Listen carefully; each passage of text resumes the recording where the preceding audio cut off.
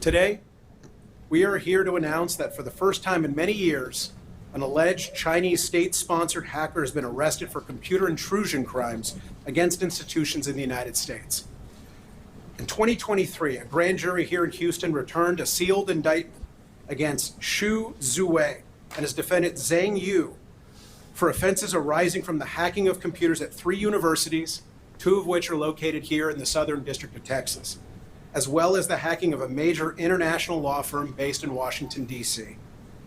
This indictment alleges that Xu, along with others, operated under the control and direction of the Chinese State Security Bureau as part of a state-sponsored hacking group known as Haflium,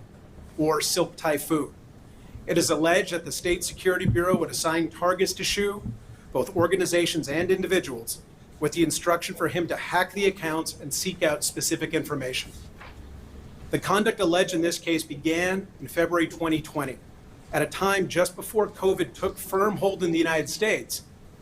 but had already begun to rage throughout China, despite the Chinese government's insistence a few weeks earlier that the virus could not be spread from person to person. The indictment alleges that Xu was ordered to hack into specific American universities and mailboxes of particular individuals at those universities, including virologists and immunologists who are conducting COVID-19 research. Xu is alleged to have penetrated the various schools' exchange servers by exploiting vulnerabilities in software to surreptitiously insert pieces of code or script known as web shells into targeted accounts, allowing the hackers continue to access to the account's email and to the information contained therein.